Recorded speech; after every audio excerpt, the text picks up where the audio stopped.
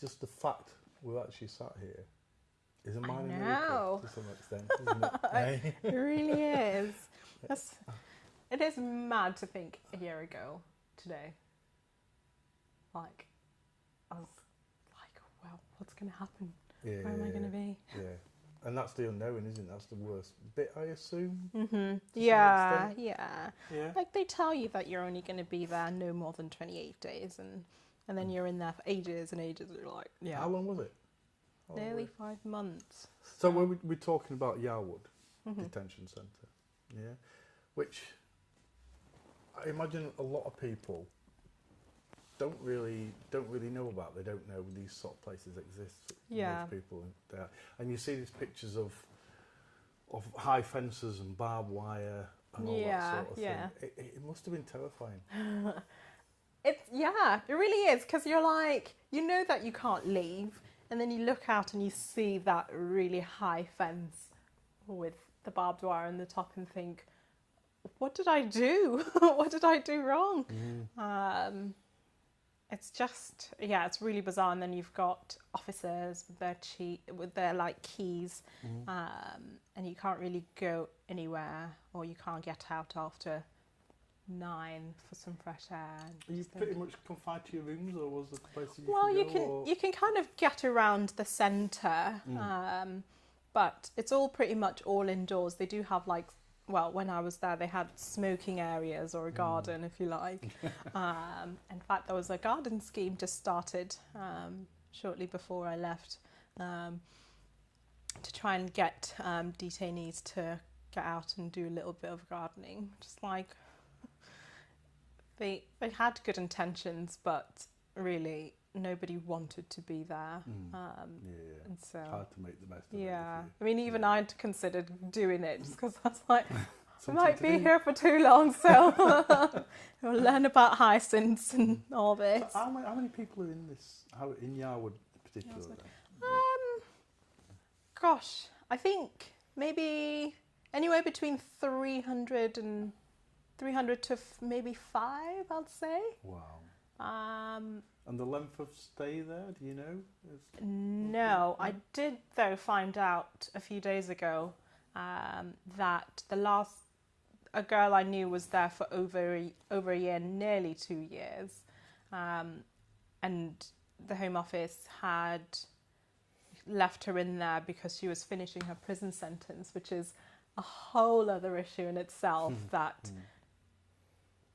she's being allowed to finish her prison sentence in a detention centre rather than in prison, and therefore and then awaiting deportation. And then awaiting deportation, but also there's people who are extremely vulnerable and shouldn't be exposed to that anyway. But I don't know, I feel like who am I to say, but things like that should be spoken of. So going back to your thought of what have I done being here, which I just can't even imagine. I can't even imagine. No, it's really fun. Yeah. But, so you were 12, 13 when you came to the country from Botswana? Yeah. And you lived in Birmingham. You went to high school as normal. High school, sixth form after that. Yeah. And you sat your A-levels? I did. Then what happened? Then I had applied for uni, but then decided to do an internship with a commercial property management company because I wanted to go into property anyway, and I wanted to do architecture eventually, or become an architect, as you do when you want to grow up. And so I decided, actually, if I have some experience in it, then I'll hopefully be top of the class. So I did that, and that uni stuff just wasn't anything to think about then. It's only till after when I was finalising accommodation and all of this stuff that I was told, international student fees. And I thought, oh no, I don't get this. So life was, to that point, life was pretty normal. Yeah. You were happy, you were focused, you were looking forward to the future, really, weren't you? And then this international student status came up. Yeah. How did that change things? Well, I was just like, I don't understand. and because you don't really think about your immigration status at all as a kid. It's just one of those things that are out of your control, or at least your parents are dealing with it all, and obviously they want the best for you, so that's all you kind of concentrate on is your education. So yeah, that kind of flagged up, and I just kind of had conversations with my mum, and she's like, oh, we need to get this done, should be fine. And of course, even for her, she wants the best for me, so that's understandable.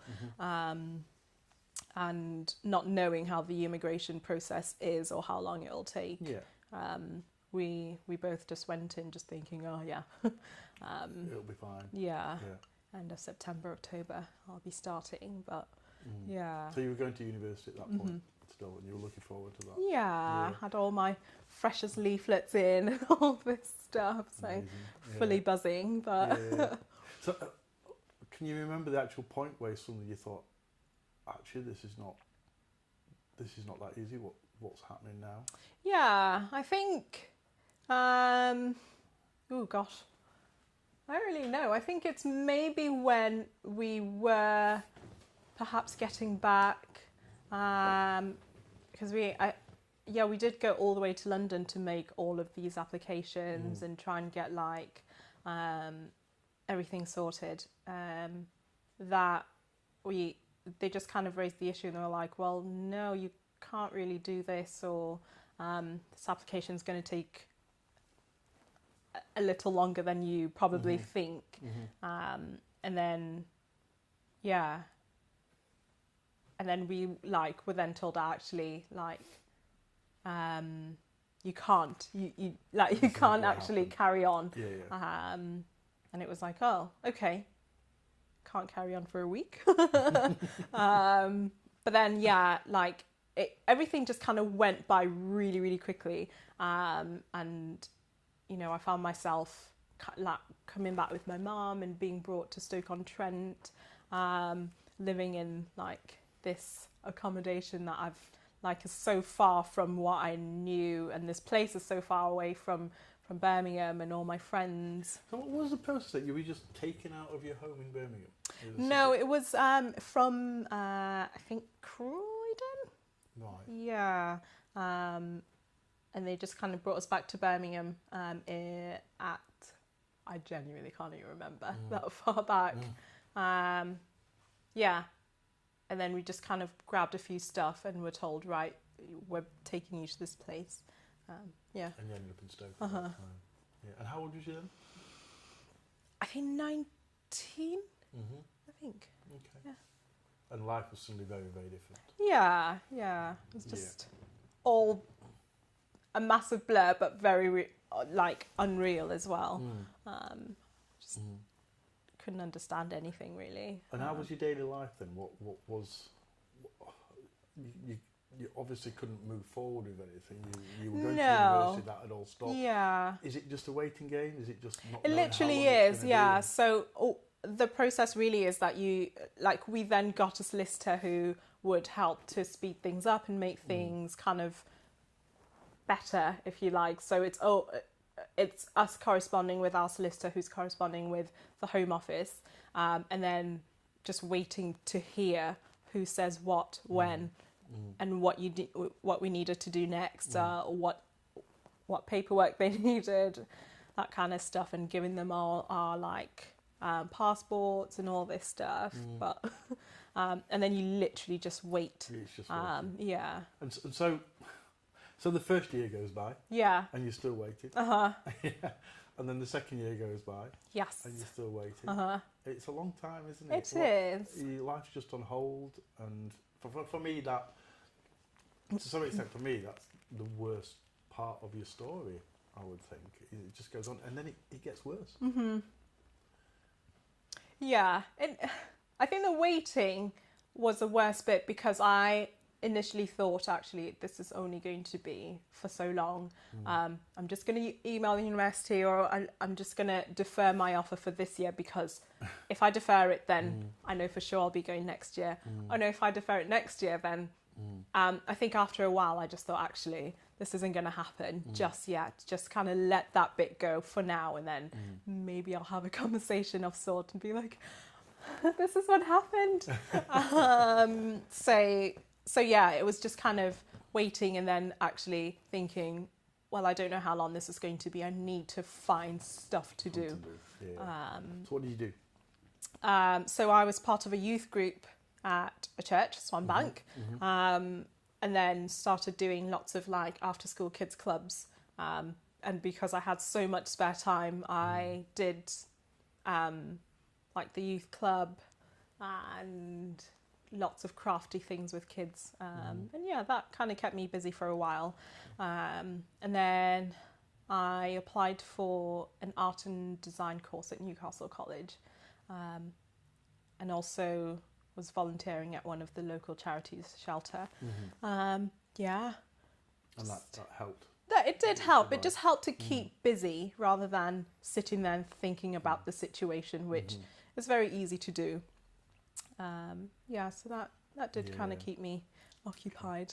So how long was it from that moment of this has all changed, but you know, I'm waiting, I'm in limbo type thing, to actually being sent to a detention centre awaiting deportation? So in the whole process of this, you are always liable to detention. It just, I guess it comes down to whatever your situation is. Did you understand that might happen at some well, point? no, not at all. I think it was always a thing, and you always kind of hear about it when you're in the process. You definitely know that these things happen, but never to you. And so just so happened that my friend and I went to visit a friend of ours in Northern Ireland, and then when we got back, they at the ferry port, if you like, in Liverpool, they decided to ask for ID checks, which was fine, standard. But they looked at mine and they're like, "Oh, you're a foreign national. Just sit on this side, and we'll come back to you." And so I waited, and then I actually then got told that, "Oh, the Home Office have been looking for you." I'm like, "Well, how?" I've been here.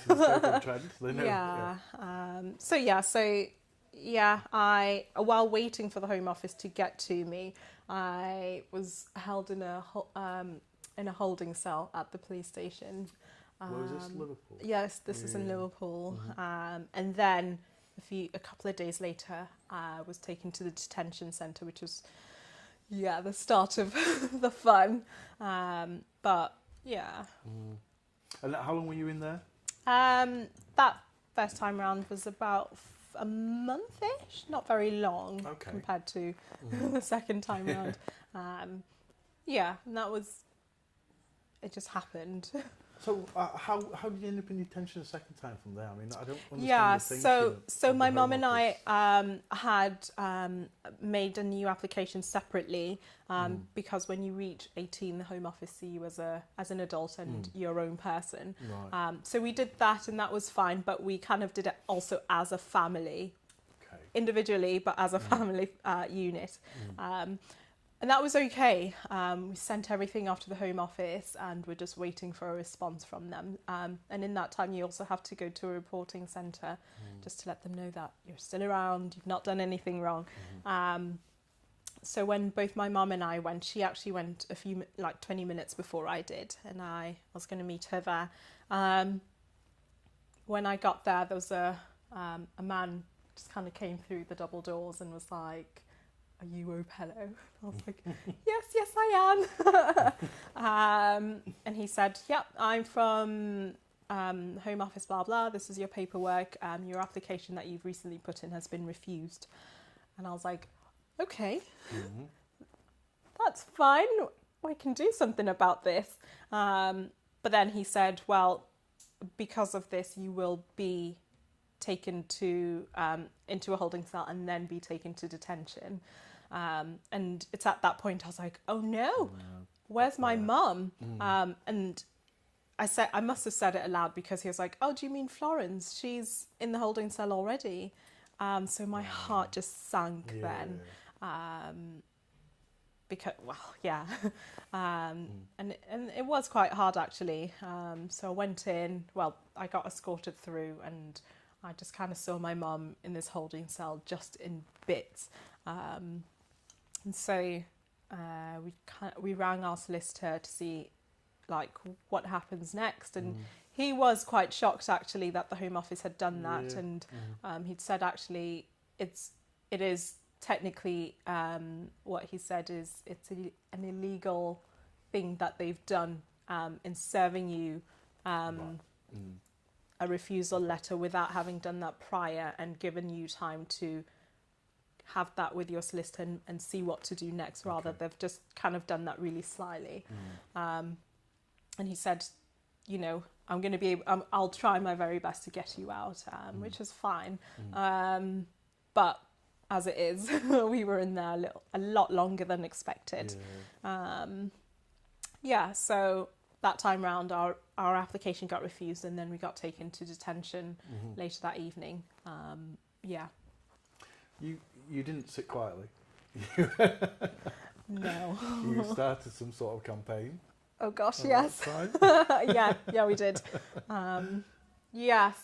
So while in detention, both myself and my mum kind of started talking to all the different women in there and trying to find out what their stories were. And you just generally want to know why people are in there. Not to be nosy, but just kind of to be nosy, I guess, as well, just to help in a way. You want to make friends and know why, where somebody's come from, etc. And we just realised that there were so many issues that were similar, and it seemed like the Home Office just weren't doing anything about it. So many women were really vulnerable and had come from vulnerable situations, were just forced into detention with no real absolution. And so we thought, we need to do something about this. So we started our little hunger strike, and yeah, that was just the start, really. We just thought, actually, these are issues that we see, but everyone else has to know about as well. Like, people don't know about detention. And they must not, well, they obviously then wouldn't know what goes on in detention centres and what kind of people are in here. It's a hidden world, isn't it? Yeah. So we made a little bit of noise. And yeah. So during that time, not one but on two occasions, you were bundled into a van, taken to the airport. Yes. And very closely put on a plane to go back to Botswana. Yeah. Yeah? Yeah. That must have been awful. I can't even imagine how. So, yeah, it was really tough. It was really difficult because, well, first of all, you're in a detention centre and you don't know how long you're going to be there. No one's really telling you what's going on. And then, you know, you're told, oh, actually, we're going to kick you out of the country, a place where I certainly find to be home and have grown up. Being sent to a place that you know nothing about. Yeah. And so I was like, no. And just the process of being taken from the detention centre into the van to Heathrow was so, so difficult. You know, being bound and being dragged into a van with 6 escorts, and the drive was really emotional. It was really like just difficult. But on both occasions, political intervention stopped it happening. So the first time it was,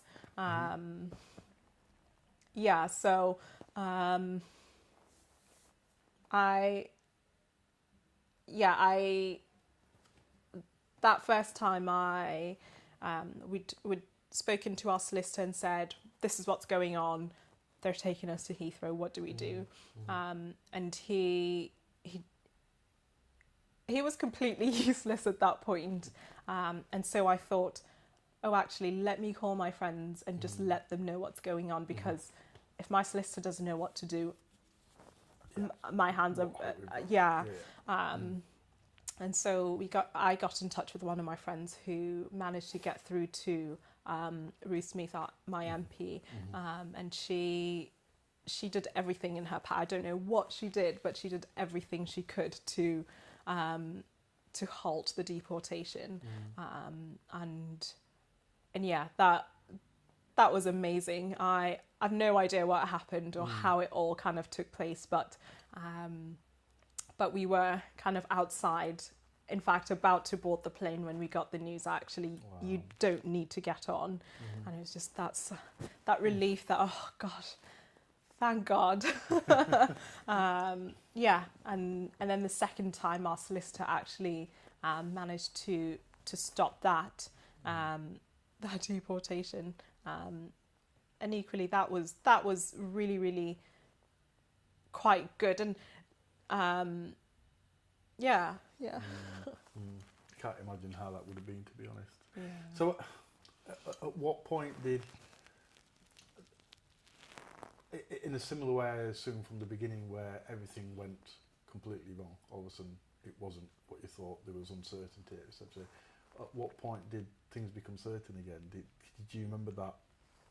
Do you remember how that happened? Yeah, it's such a bizarre one, actually, because so after everything we'd gone through and the 2 possible deportations, a few weeks after that, we were due to go into court, actually, to try and see if the Home Office would release us for all the reasons that we'd put out to them. But they just released us with no reason, and we thought, cool, yeah, I'll take that. Because it just means I get to come home, I get to come and see my friends and just be in a place that I'm familiar with.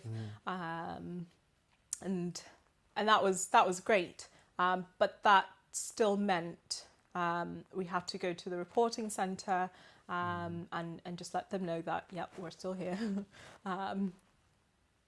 And then we had, our solicitor was still working behind the scenes and getting everything in order, if you like. Yeah.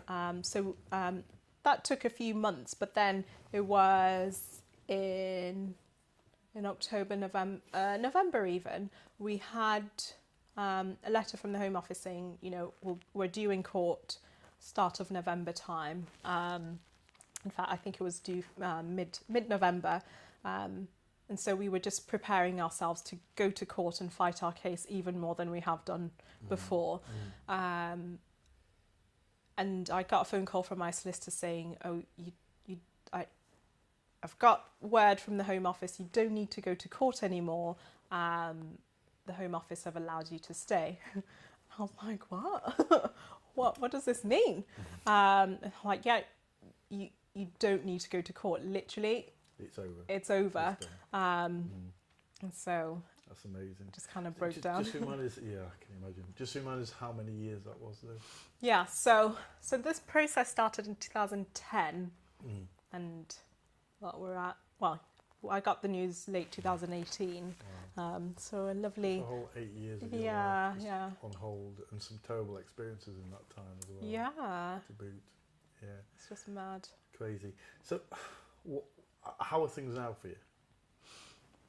It's really bizarre. It's like it is really exciting because for so long my whole life was just on hold, and I was just waiting for that moment when everything would be able to happen. So so really basic things like getting a driver's license or being able to open a bank account or that kind of stuff is really, really, really, really basic, but so exciting and liberating knowing I can do this. And all of these opportunities are now very much accessible than they were before now. So I'm just really looking forward to whatever opportunities are coming ahead of me and trying to just Yeah. Yeah, absolutely amazing. It amazes me how positive you are still, and how that positive. And I can imagine it hasn't always been like that. I imagine there were times when it was very difficult. Yeah, I've been really lucky and quite blessed, really, in having amazing friends who've carried me through the whole process and said, "You're going to get through this. Just hold on." And even when I'd sit and cry in my friends' living room and just not knowing what was coming next, they would just be so supportive and either cry with me or just hold my hand or say, "You're going to be okay. What can we do to help?" You just kind of hold on to those moments and those times and those people, because if I hadn't, I don't know where I'd be, honestly. No. And having kind of gone through and struggled with depression as a result of all of this, it's like, oh man, yeah, just looking back and thinking, you've really come a long way. There's still a lot to get through and a lot to sort out. Yeah, of course. But the future's positive. Yeah, but the future is bright. Yeah, fantastic. As I said, we started off this interview, it was very much a minor miracle that we're sat here being able to chat about this. Definitely. Well, you've spoken to me before about your experience of the way the Home Office has sort of dealt with this. Yeah. What are your thoughts on that?